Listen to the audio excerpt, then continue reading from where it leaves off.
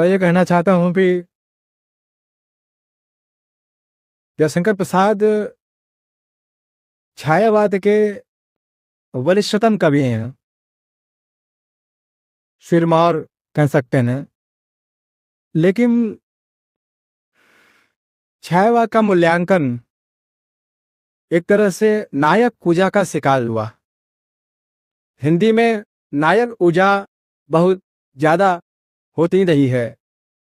जैसे कि यदि भक्त कवियों की बात हो तो कुछ तुलसी को मानते हैं तो कबीर को नहीं मानते, कबीर को मानते हैं तो तुलसी को नहीं मानते।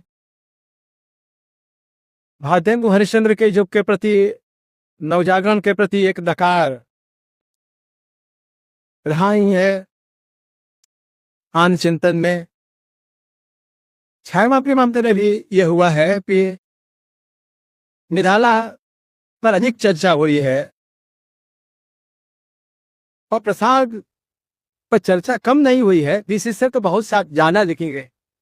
प्रसाद पर जितना रिसर्च है, जैसा कि आप कहा कि बहुत सारी जानकारियां उपलब्ध हैं, लेकिन कभी कभी किसी युग को जानने के लिए, किसी कवि को जानने के लिए ज्यादा जानकारियां अंधकार का भी काम करते हैं। उनके पले सोचना पड़ता। बातें भी देखें यहाँ तो नई कविता में जो अज्ञेय को मानते हैं वो नागार्जुन मुक्तिबोध को नहीं मानते हैं, जो नागार्जुन मुक्तिबोध को मानते हैं वो अज्ञेय को नहीं मानते हैं। ये जो बाइनरी एक को दूसरे से लड़ाकर देखने की ये हमारी परंपरा रही है हिंदी आलोचनात्मक चिंतन में, ये बड़ी खतरनाक रही है। और किसी भी तरह से नायक पूजा जो है वो एक तरह से सामंती अवशेष है। सामंत युग में नायकों की पूजा होती, जिस युग में नायक की पूजा हो, सोच लीजिए कि वहां दृष्टि का कहीं न कहीं दृष्टि ही कई बार अंधता का काम करने लगते। तो उससे हट कर पे और विश्व भारती में बंगाल में एक बार पहली बार यहाँ पर चर्चा हो रही है। हालांकि 1989 में हम लोगों ने प्रसाद पर समकालीन श्रेणी पत्रिका निकलती थी, मंजूरानी जोड़ी उनके वास्ते प्रसाद जी पर एक निकाला था। उनकी जन्मशती के अवसर पर हम लोगों ने राष्ट्रीय मुक्ति आंदोलन और जयशंकर प्रसाद 400 पृष्ठों की को पत्रिका थी। और हमारे लिए बड़े गर्व की बात है और प्रसन्नता की बात है कि पहली बार संभवतः देश में प्रसाद के गीतों की स्वरलिपि तैयार की थी अजय राय जी ने, जो यहाँ बैठे और इनसे गीत गाए गए थे जब इसका लोकार्पण हुआ था। और इस लोकार्पण में रत्न शंकर प्रसाद जी आए थे, उपस्थित थे वो, और पिलामा सिंह। तो ये तो घटना है। उस वाक्य में प्रसाद पर चर्चा करने का एक महत्व यह भी है कि हम ऐसी भूमि पर चर्चा कर रहे हैं जहां पर रविंद्रनाथ ने जिस विचार को अपने साहित्य में स्थगित कर दिया था, जयशंकर प्रसाद ने उस विचार को उठा करके एक ऊंचाई दी। कहने का अर्थ दी रोमांटिसिज्म के एक बहुत बड़े साहित्यकार रहे हैं रविंद्रनाथ निसंदेह। और रोमांटिसिज्म ने एक खास ऐतिहासिक समय में जो आकार लिया, उस ऐतिहासिक समय को भी समझना होगा अगर हम रोमांटिसिज्म और छायावाद को समझना चाहते हैं। आप जानते हैं कि छायावाद का प्रादुर्भाव जिस दौर में हुआ उस दौर से 3 बड़ी घटनाएं हैं। एक बड़ी घटना है प्रथम विश्व युद्ध, 1914 से लेकर के 1919 तक जो पहला विश्व युद्ध चला, पर उसने यूरोपीय अंधराष्ट्रवाद का जो नंगा नृत्य हुआ, उसके जवाब में छायावाद ने एक तरह से आप कह सकते हैं, और छायावाद हमलेनाथ ले विश्व मानवता का संदेश है। तो छायावाद की जो सबसे बड़ी दृष्टि है, जैसे आंसू की जो आखिरी पंक्तियां वो है, क्या है, सबका निचोड़ देकर तुम दुख सुख को सच से बनाता, मानो कहरे या मानो ठहरे ये मैं हूं, यह विश्व छलन हो जाता, यह विश्व लीड बन जाता। ये दुखी बात है। ये अलग पंक्ति है, कामायनी की पंक्ति है। ये आंसू का है। बरसों प्रभात हिमकर्ण था इस विश्व सदन में, आग में जो दादा, ये अलग कामायनी की पंक्ति है कि सबका निचोड़ लेकर मैं दुख सुख को सत्य बनाना, दुख और सत्य दोनों को सत्य बनाना, सामंजस्य की जो बात है। दुख और सुख दुख सुख को सत्य मानो, कह रही है मैं हूं, यह विश्व निरदन जाता। अब ये मैं और विश्व की अंतरक्रिया, इंटरेक्शन, ये छायावाद। छायावाद ने मैं को जन्म दिया, व्यक्ति को जन्म दिया, अनुभूति को जन्म दिया। और मैं के साथ कुछ जमाने का मैं हमारे आपके जमाने की मैं की तरह नहीं है कि नाक के साथ कुछ दिखता ही नहीं है। उस जमाने का मैं ये था कि नाक के बाहर ही चेतना की शुरुआत हो, विश्व चेतना। मानो कह रही मैं भी कहते मैं हूं, आई है वहां, लेकिन क्या है, क्या कामना क्या करती, उस मैं की कामना क्या है? और मैं की कामना है यह विश्व नीड़ बन जाता। तो ये जो नवजागरण काल में जो प्रक्रिया शुरू हुई थी और शायद जारी थी, वो तसिया क्या है? वो तसिया है मानो चित्त का बड़ा होना। नवजागरण ने जो किया, छायावाद ने किया, उसने मानव चित्त को बड़ा बनाया। उस जमाने का जो विश्व मानवतावाद है और हमारे जमाने का जो विश्व बाजारवाद है, इन दोनों में जमीन आसमान का फर्क है। छायावाद ने विश्व मानवता का संदेश दिया था और उसने प्रथम विश्व युद्ध के यूरोपीय अंतरराष्ट्रवाद के जवाब में यह विश्व मानवता का संदेश दिया था। और कुछ वैसा ही जवाब रविंद्रनाथ ठाकुर के साहित्य में भी मिलता है। लेकिन रविंद्रनाथ ठाकुर ने अंतरराष्ट्रीयतावाद का तो पक्ष लिया, लेकिन उनको लगता था कि राष्ट्रीय भावना एक बड़ी संकुचित भावना, राष्ट्रीयता उनको सीमाबद्ध करने वाली दिखाई देती थी। इसलिए जब 1905 पे बंधुहन का आंदोलन हुआ, तो जब पूरा बंगाल वंदे मातरम और राष्ट्रभक्ति और देशभक्ति के गीत गाते हुए सड़कों पर जुलूस निकाल रहा था, रविंद्रनाथ ने उसमें हिस्सा नहीं लिया। 1905 तक रविंद्रनाथ का राष्ट्रीय भावना स्थगित हो जाती है उन्हें। फिर छायावाद ने जितना विश्व मानवता का पक्ष लिया, हमने सुनाया बरसों ब्लोहात ही बिकाल सा आंसू इस विश्व सदल में। उन्होंने बनारस में बदलने की बात नहीं, बरसने की बात नहीं की, उन्होंने भारत में बरसने की बात नहीं की, उत्तर प्रदेश में बरसने की बात नहीं की, विश्व सदल, विश्व सदल का। उदार चरतानाम तो वसुदैव कुटुंबकम, उदार चरित विश्व को कुटुंब बनाने के लिए, विश्व वसुदैव कुटुंबकम के लिए जो पहली शर्त है, उस आदमी को उदार चरित्र होना पड़े। विश्व वसुदैव कुटुंब की बात तो होती है आजकल, लेकिन उदार चरित्र की बात नहीं है। बिना उदार चरित्र के वसुधा की कुटुंब की तरह कैसे दिखे? इसकल देवसेना कहती है कि मेरा स्वर विश्व वीणा में मिल जाए। ये जो मानव के स्वर को विश्व वीणा में मिलाने की बात है, ये विश्व मानवता है। लेकिन इसके समानांतर प्रसाद की खोली, प्रसाद के इतिहास की तरफ चर्चा हुई, इतिहास की तरफ जो उनकी दृष्टि गई, स्कंदगुप्त लिखा, तंत्रगुप्त लिखा, ऐसे ऐतिहासिक नाटक लिखे, यहाँ तुम सिंध से लिखा, और भी ऐसी बहुत सारी उन्होंने रचनाएं लिखी, जिसमें उन्होंने, जैसे अरुणीय मधुमय देश हमारा, अब ये रविंद्रनाथ ऐसी कविता नहीं लिख सकते थे। अरुणीय मधुमय देश हमारा ये रविंद्रनाथ नहीं लिख सकते, ये प्रसाद ही लिख सकते।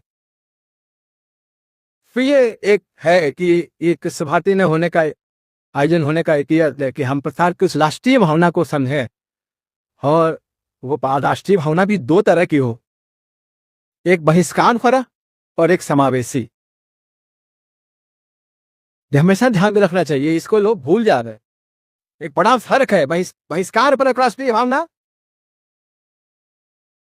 पर कोई मैं के शामिल हम में शामिल नहीं करते हैं। बहिष्कार पर जो राष्ट्रीय भावना होती है और हम और पर रहे, हम और वे के उस दीवार खड़ी करते। समावेशी जो राष्ट्रीय भावना होती, उसमें स्थानीयतावाद को समेटते हुए प्रसाद ने वरुणा की शांत कछार रचना की बनारस पर लिखा है। पर उन्होंने बंगाल में आकर के आए होंगे जरूर, मुझे लगता है गंगा सागर में वैसा हे सागर संगम अरुण नील लिखा, हे सागर संगम अरुण नील। निस्सीम व्योम नील अंक में अरुण ज्योत की झील बनेगी कब सलील। निस्सीम व्योम का जो नील अंक है। अब देखिए एक और बात समझने की कि प्रशांत जी को दो रंग बहुत ज्यादा प्रिय, तो एक अरुण और एक नील। जहां देखेंगे बहुत जगहों पर देखेंगे कि अरुण नील बार बार आया है। ये अरुणिमा जो है बिलीपी हावड़ी जागरण की जो जागरण का रंग है, जो भोर का रंग है, सुबह का रंग है, वही जागरण का रंग है। फिर जो जागरण का रंग है वही अरुण है। और ये नील गरल से भरा हुआ यह चंद्र कपाल लिए हो, इन्हीं मिली का ताराओं का कपाल में कितने शांति पियो। नील गरल से भरा हुआ ये चंद्र कपाल लिए हो, कमाइले की पंक्ति। वो हर हर महादेव वाले प्रसाद जी नहीं थे, प्रसाद जी से उस शिवत्व के प्रतिरूप थे जिस शिवत्व में दुख को बचाने की शक्ति थी, गरल को बचाने की शक्ति उसके उस शिवत्व से जुड़े थे। जयशंकर प्रसाद अरे जहां देखने गए नींद नयन से धुलकाती हो ताराओं की पाती घनी रे। नयन नींद तयन नील फिर वहां है, नील का मतलब वेदना से भरी हुई आंखाओं और जो आंसू गिर रहे हैं उन आंसुओं को ताराओं की महादेवी ने भी लिखा है। वे कहते हैं महादेवी आंसू सामन, ध्यान दीजिएगा सब आंसू सामन ये दुत सातन। अब ये जो आंसू भरा हुआ है लेकिन भीतर विद्युत भी है, उस आंसू को इस करुणा करित हृदय में क्यों विकट रागिनी गजती, क्यों हाहाकार स्वरों में वेदना असीम गरजती। ऐसी वैसी वेदना नहीं है प्रसाद की, वो गरजने वाली वेदना। ये देखने की चीज है कि वेदना भी गरज सकती है, क्योंकि हमें देश जो छायावाद अंग्रेजी का जो रोमांटिक साहित्य है इसमें सेली किट्स वगैरह तारन वगैरह, और हिंदी के जो छायावादी कवि में प्रसाद निराला महादेवी कमसल वगैरह, उन दोनों के में फर्क क्या है? उनका एक बड़ा फर्क है। और इस फर्क को ध्यान में रखे बिना जो इंडो रोमांटिसिज्म है, जो भारतीय छायावाद है, उसको समझना बड़ा करे, भारतीय रोमांटिसिज्म है उसको समझना बड़ा करे। फर्क यह है कि अंग्रेजी साहित्य में जो रोमांटिसिज्म आया वह औपनिवेशिक परिवेश में नहीं आया था। सारे देश स्वतंत्र थे उस समय, इंग्लैंड स्वतंत्र था, लेकिन भारत में जब रोमांटिसिज्म आया, भारत में जब हिंदी में छायावाद आया, तब भारत स्वतंत्र था, एक औपनिवेशिक परिवेश था। ये बुनियादी फर्क है अंग्रेजी रोमांटिसिज्म और हिंदी रोमांटिसिज्म का, हिंदी छायावाद का एक बुनियादी फर्क। अगर इस फर्क को हम ध्यान में नहीं रखते हैं तो ना हमें छायावाद की समझ हमारी बन पाएगी, ना हमारी प्रसाद की समझ बन पाएगी। क्योंकि प्रसाद को एक तरफ तो अपने साहित्य के स्वर को विश्व मानवतावादी बनाना था, विश्व दुनिया में अपना स्वर मिलाना था, और दूसरी तरफ प्रसाद को औपनिवेशिक स्थितियों में राष्ट्रीय भावना की भी जरूरत थी, देश प्रेम की भी जरूरत थी। इसलिए प्रसाद रविन्द्रनाथ टैगोर से भिन्न लाइन चुनते हुए वे देश प्रेम को उपेक्षित नहीं करते हैं, बल्कि उसको अपनी चेतना का एक महत्वपूर्ण अंग बना देते। इस चीज को तो ये बहुत आवश्यक बिंदु है जो हमें छायावाद प्रसाद दोनों पर तुल्य मिसाल की, क्योंकि मैंने कहा कि बहुत सारी ऐसी जानकारियां हैं जो जानकारियां न होकर के सत्य तक पहुंचने में बाधक होते हैं। तो सावधान हमें रहने की आवश्यकता है। अशोक की चिंता है, अशोक की चिंता कविता में क्या असर उसमें है? ये वैभव की मधुशाला जग पागल होने वाला।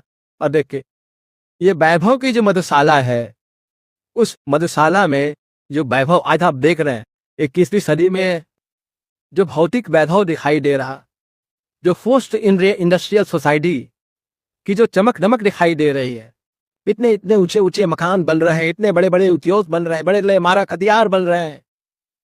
तो पिसार ने तो उस जमाने में बहुत कुछ ऐसा देखा था कि हमें उतना दूरदर्शी कभी दूसरा कोई छायावादी का नहीं है। पुसाक को अगर दूसरे पुसाक का पूरा साहित्य क्या है, पुसाक तो पूरे साहित्य को एक पंक्ति में कहना हो तो पुसाक का साहित्य प्रेम, स्वतंत्रता और सामंजस्य की आवाज।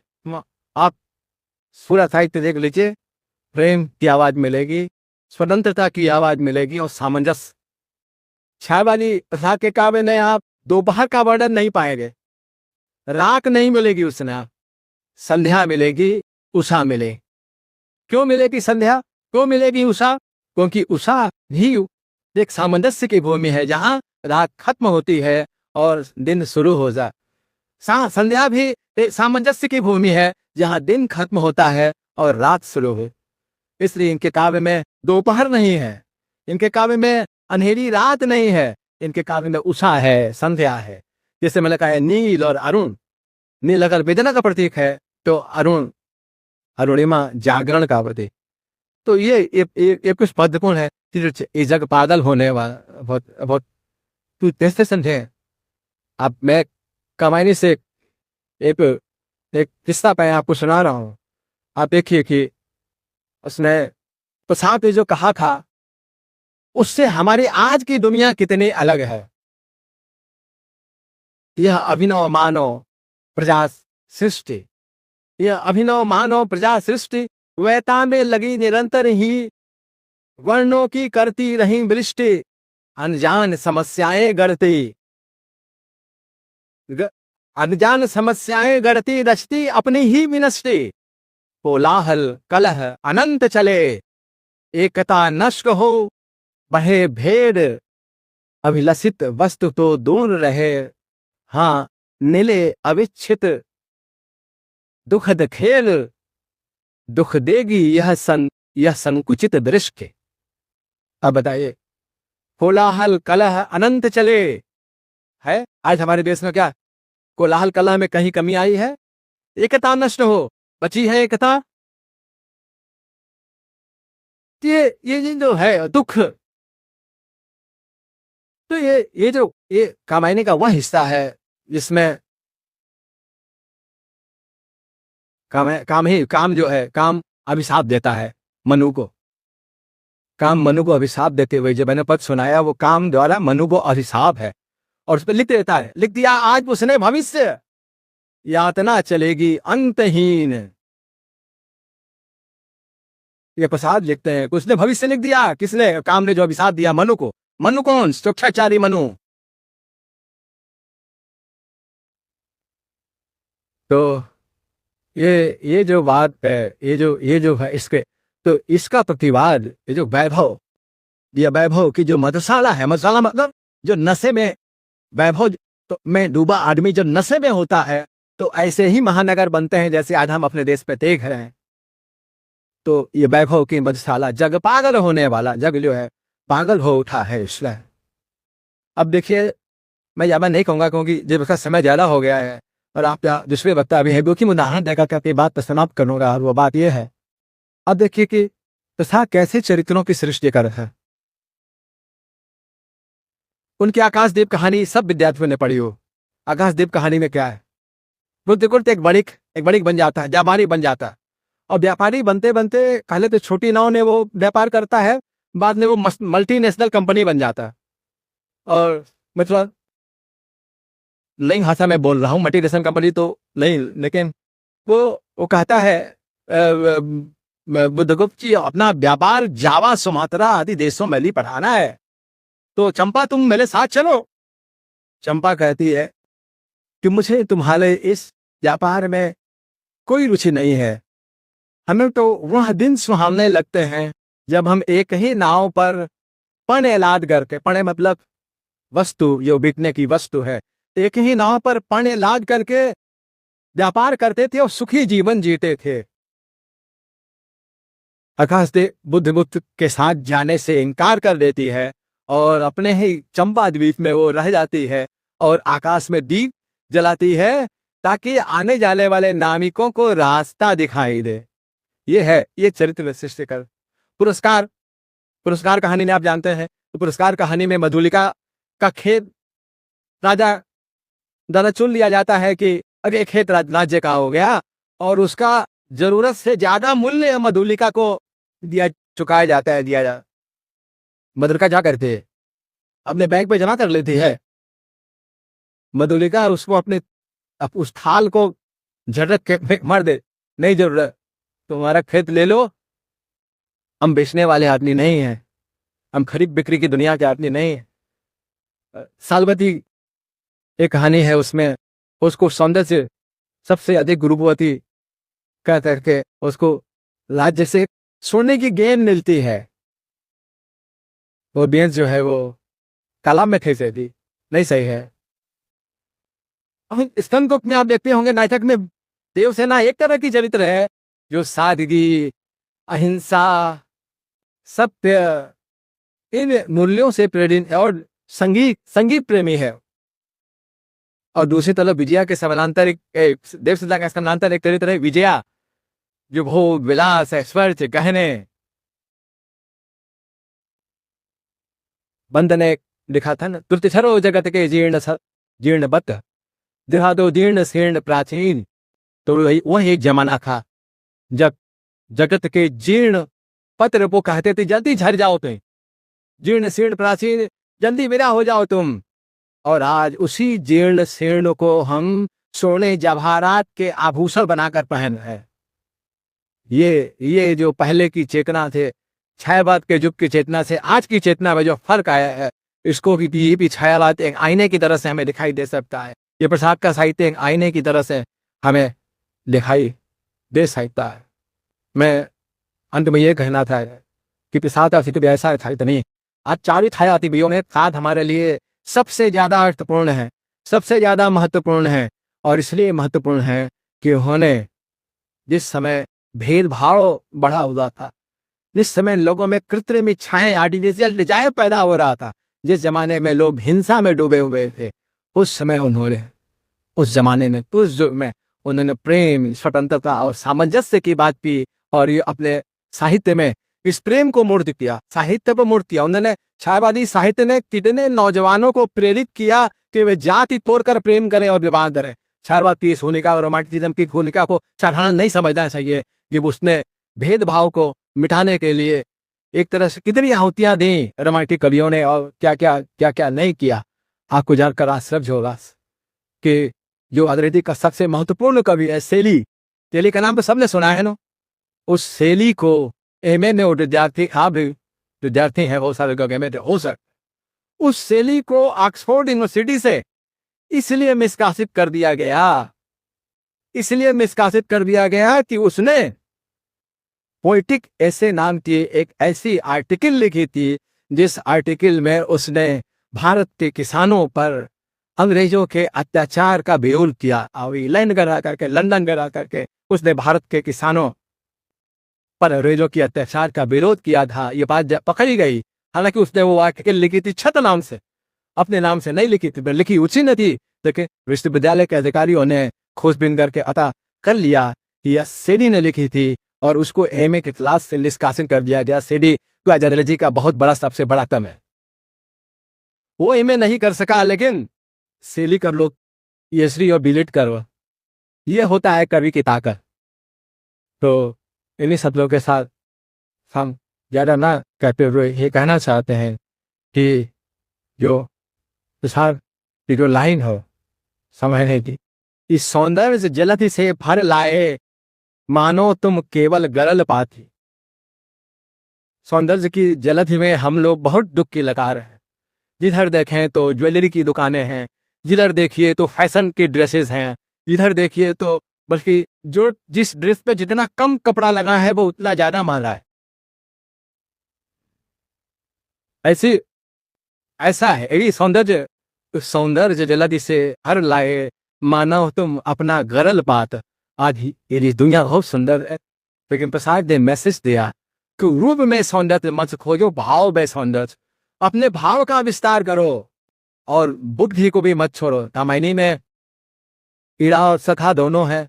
आपसे एक कष्ट करता है विद्यागर, क्या बताइए कि प्रसाद ने ईड़ा को त्याग दिया है या उसको महत्व दिया? कोई बताएगा कि प्रसाद ने ईड़ा को बुद्धि का, जो ज्ञान का प्रतीक है, बुद्धि का प्रतीक है, तर्क का प्रतीक है, बिखरी या तल के जो तर्क जाल, ईड़ा का जब प्रभात चित्र खींचते हैं वो लिखते हैं बिखरी यल के जो तर्क जाल। तो प्रसाद ने ईड़ा को त्यागा है या ग्रहण नहीं किया? तो बताएगा ग्रहण किया, कैसे बताइए? ये मालकपुर। बहुत सुंदर, वेरी गुड, बहुत अच्छा। तो यह है कि श्रद्धा जब मनु को लेकर के कैलाश लोग जाती है तो वो अपने बेटे, जिन आदर्श राष्ट्रीय मूल्यों को लेकर श्रद्धा जी रही थी, आज वो मानव ने खा और बेटे ने खा। तो जब कैलाश लोक की तरफ जाती है तो श्रद्धा जो है वो अपने बेटे, अपने मानव को एक ही शरीरी पाक रहे, उसमें मानव, बाकी सब अशरीरी भावात्मक पाक रहे। अपने बेटे मानव को श्रद्धा ईड़ा के बाद छोड़ लाते थे। मानव कर ले सब भूल ही या तर्कमयी तू श्रद्धामय। हे मनुष्य, तुम अपनी सारी गलतियां ठीक कर लो, तुम तो श्रद्धामय होगी, पर तुम्हें अपने देश को विकास, टेक्नोलॉजी, साइंस की तरफ ले जाना है। लेकिन श्रद्धा के जो उच्च मूल्य हैं, त्याग के, ईमानदारी के, सादगी के, सच्चाई के, अहिंसा के जो उच्च मूल्य हैं, श्रद्धा ने जब कहानी में मनु ने पशु की बलि दी थी तो श्रद्धा उधर बेलगाड़ों ग्रस, क्या ये रुधिर के छींटे वो अलग खड़ी थी, वो यज्ञ में शामिल नहीं थी श्रद्धा। तो अहिंसा भी एक बड़ा मूल्य है हमारे देश। तो वो हम विकास की तरफ बढ़े लेकिन मानवता को खोकर नहीं, यही प्रसाद साहित्य का सबसे बड़ा संदेश है। मुझे सब मैं विदास समाप्त करता हूँ। बहुत बहुत धन्यवाद।